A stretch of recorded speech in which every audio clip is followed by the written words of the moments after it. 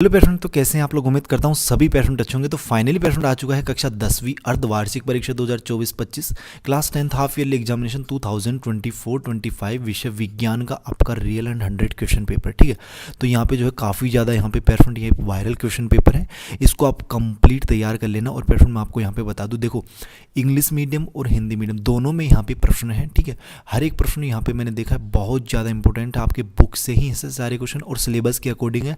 साथ में plus point ये है कि ये पूरा का पूरा आपका ब्लूप्रिंट के हिसाब से है। ठीक है, जो आपका हाफ ईयरली का ब्लूप्रिंट है उसी के हिसाब से ये पूरा पेपर है। तो आप लोग जो है पेशेंट देखो, रियल हो या फेक, ये आप दिमाग से निकाल दो ये वर्ड। तो आपको ये वेरी वेरी मोस्ट टाइम पे मान के भी इसको पढ़ लेना है। ठीक है, हर एक प्रश्न का आंसर मैं आपको बताऊंगा यहाँ पे। तो दिक्कत किस बात की है, ठीक है, क्योंकि अपने को तो बस क्वेश्चन देखना और उसका आंसर देखना है। ठीक है, और यहाँ पे जो है आप लोगों को देखो हर एक प्रश्न का आंसर अपन देखने वाले हैं। तो देखो प्रश्न पहले की अपन बात कर लेते हैं। पहला प्रश्न है आपका, मानव के रक्त में शर्करा स्तर को नियंत्रित करने वाला हार्मोन है। तो पेशेंट ए वाला ऑप्शन आप लोग राइट कर लीजिएगा, इंसुलिन। क्या हो जाएगा इसका, इंसुलिन। देखो इंग्लिश मीडियम वाले स्टूडेंट्स भी देख सकते हैं कि विच hormones control the sugar level in human blood. तो ई वाला ऑप्शन हो जाएगा इंसुलिन।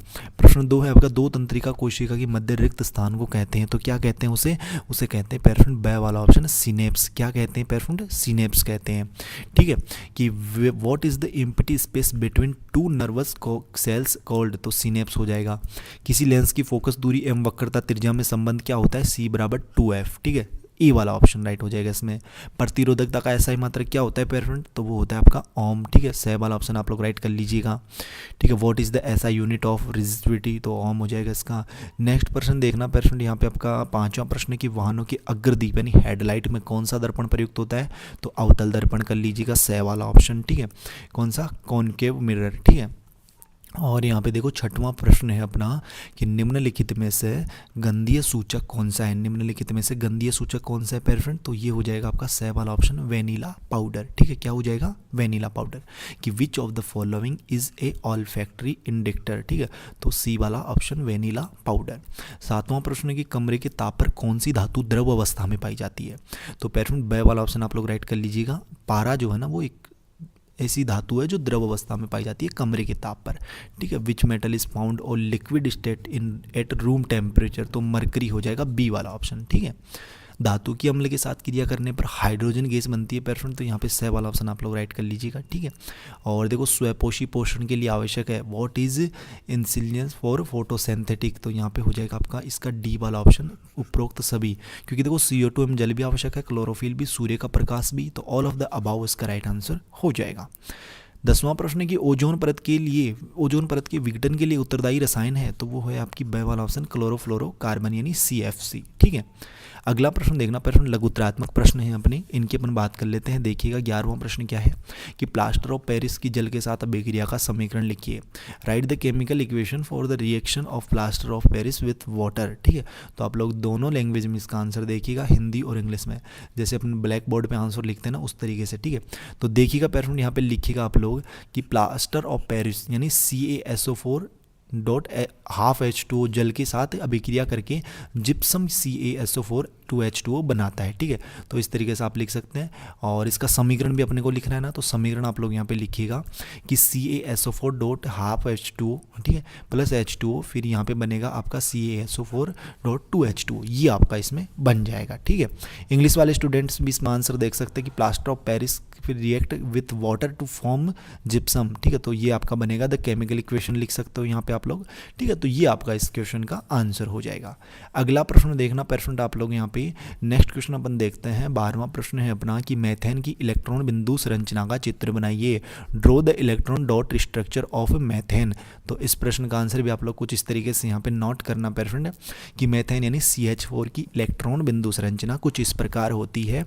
यह चित्र में 1C कार्बन, यहाँ पे डायग्राम इसका देखना। ठीक है, कि यहाँ पे क्या होता है कि कार्बन के चारों ओर 4H यानी हाइड्रोजन परमाणु जुड़े होते हैं, जिसमें हर यहाँ पे क्या बोल रही है, हर हाइड्रोजन के पास एक इलेक्ट्रॉन जो है ना वो डॉट के C के पास 4 डॉट होते हैं। एक सेकंड पेशेंट, पेन जो है ना अपन थोड़ा सा यार बढ़िया वाला ले लेते हैं। ठीक है, थोड़ा दिख ही नहीं रहा है ये। ठीक है, हाँ ठीक है, तो इस तरीके से आप लोग जो है इस प्रश्न का आंसर यहाँ पे कर सकते हो। और हाँ देखो, इसमें आपको कुछ इस तरीके से यहाँ पे जो संरचना ना वो बनानी है कि कार्बन के 3 अणु ले लेने, उसके साइड में आपको हाइड्रोजन यहाँ पे जोड़ देना है।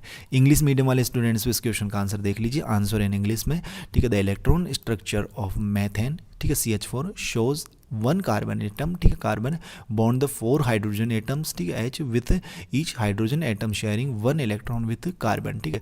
और द स्ट्रक्चर क्या बन जाएगा, स्ट्रक्चर आपका कुछ इस तरीके से यहाँ पे बन जाएगा। अगला प्रश्न देखना पेरेंट, अपन नेक्स्ट प्रश्न की अपन बात कर लेते हैं कि उभयधर्मी ऑक्साइड क्या होते हैं, 2 उदाहरण लिखिए, ठीक है, कि वोट आर एम्प्रो क्या है, एम्प्रोटिक ऑक्साइड, राइट 2 एग्जाम्पल। तो देखते हैं पेरेंट अपन इस प्रश्न का आंसर यहाँ पे, तो लिख लीजिए उभयधर्मी ऑक्साइड वे ऑक्साइड होते हैं जो अम्लिक और क्षार दोनों के साथ अभिक्रिया कर सकते हैं।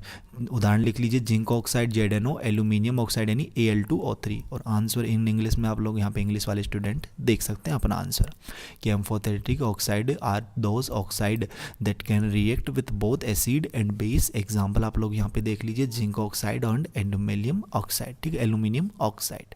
अगला प्रश्न देखना पेरेंट आपका यहाँ पे, नेक्स्ट अपन क्वेश्चन की बात कर लेते हैं। यहाँ पे क्या है पेरेंट, तो देखिएगा कि वंशानुगत लक्षण क्या होते हैं, वंशानुगत लक्षण क्या होते हैं, व्हाट आर हेरिडेटरी टेरिस्ट, ठीक है। तो इस प्रश्न का आंसर क्या लिखोगे आप लोग, तो इस प्रश्न का आंसर लिखो कि वंशानुगत लक्षण वे गुण होते हैं जो माता पिता से संतान में होते हैं। यह गुण जीन द्वारा नियंत्रित होते हैं और पीढ़ी दर पीढ़ी हस्तांतरित होते हैं। उदाहरण के रूप में आंखों का रंग, त्वचा का रंग आदि, ठीक है। और आंसर आप लोग इंग्लिश में भी यहाँ पे नोट डाउन कर सकते हैं कुछ इस तरीके से, ठीक है पेरेंट। तो ये लोग जो है आप लोग जो है यहाँ पे कुछ इस तरीके से आंसर नोट कर लीजिए। अगला प्रश्न देखना पेरेंट कि निम्नलिखित में से जनन की विधियों के नाम लिखिए, प्लेनेरिया, हाइड्रा और आयोफिलम, ठीक है। तो देखिएगा इस प्रश्न का आंसर कैसे करोगे आप लोग, तो यहाँ पे लिखिए प्लेनेरिया मतलब इसमें कौन सी होती है जनन की विधि, पुनः निर्माण विधि, ठीक है पेरेंट, कौन सी होती है, पुनः निर्माण विधि। और हाइड्रा में कौन सी होती है, बंडिंग होती है। ब्रायोफिलम में कौन सी होती है, शाकीय प्रसार होती है, ठीक है। तो इस तरीके से आप लोग इस प्रश्न का आंसर यहाँ पे कर लीजिए। पेरेंट आपसे एक रिक्वेस्ट है यार, अगर चैनल को आप लोगों ने अभी तक सब्सक्राइब नहीं किया है तो वेट किसका कर रहे हो, चैनल को जरूर सब्सक्राइब करें। और जो बेल का जो नोटिफिकेशन है ना उस पर आप लोग ऑल पे सेट कर लें, ठीक है, ऑल पे सेट कर लें ताकि जैसे नेक्स्ट वीडियोस अपलोड होंगे ना आपके अदर सब्जेक्ट्स के, यहाँ पे जो है ना पेरेंट देखो आपको ऑल सब्जेक्ट्स के क्वेश्चंस वगैरह के सॉल्यूशन सभी यहाँ पे आपको प्रोवाइड करवाए जाएंगे। इसलिए यार वेट किसका करो, चैनल को जरूर आप लोग सब्सक्राइब करें। और इस पेपर को बिल्कुल भी मिस मत करना, 100% यहाँ पे बोल रहा हूँ पढ़ के जाना। मैं हर एक प्रश्न का आंसर आपको बताया जा रहा हूँ यहाँ पे, ठीक है। और यहाँ पे इंग्लिश मीडियम वाले स्टूडेंट्स के लिए भी यहाँ पे आंसर जो है वो तैयार किए जा रहे हैं, ठीक है। तो आप लोग चैनल को जरूर सब्सक्राइब करें और इसकी PDF वगैरह जो है ना वो आप लोग टेलीग्राम ग्रुप पे ज्वाइन हो जाना, लिंक वीडियो के डिस्क्रिप्शन बॉक्स में, तो वहाँ पे जाके ज्वाइन कर सकते हो। नेक्स्ट प्रश्न देखना पेरेंट आपका 16वां प्रश्न है यहाँ पे कि आयताकार कांच की सिल्ली द्वारा प्रकाश के अपवर्तन का चित्र बनाइए, ठीक है। तो इसमें देखो डायग्राम तो यहाँ पे नहीं बनाया है मैंने, लेकिन यहाँ पे जो है ना आप लोग देखो ये इंग्लिश मीडियम वाले स्टूडेंटों के लिए है, ठीक है, जो अपना पिछला क्वेश्चन था उसका आंसर। तो आयताकार सिल्ली द्वारा प्रकाश के अपवर्तन का चित्र, प्रकाश का एक रेखा के कांच के अंदर प्रवेश करती है जहाँ वह अपवर्तित होती है, कांच की दूसरी सतह पर यह रेखा बाहर निकलने से पहले अपवर्तित हो जाती है। तो आप लोग जो है इसका डायग्राम भी बनाना है आपको इसमें, ठीक है। तो पेरेंट इस वीडियो में अपन इतने ही क्वेश्चन कवर करेंगे। जल्दी अपन नेक्स्ट आगे की जो क्वेश्चन अपने लघु उत्तरात्मक, लघु दीर्घ उत्तरात्मक तथा दीर्घ उत्तरात्मक जल्दी अपन कवर करने वाले हैं, ठीक है। तब तक मैंने जितने प्रश्न बता दिए उन सभी को अच्छे से तैयार कर लीजिए। कोई डाउट हो कमेंट बॉक्स में बताइए, PDF आपको बताइए टेलीग्राम ग्रुप पर। मिलते हैं पेरेंट जल्दी नेक्स्ट वीडियोज़ में इसी होशम जोश के साथ। तब तक सभी पेरेंटों को बाय, धन्यवाद, टेक केयर।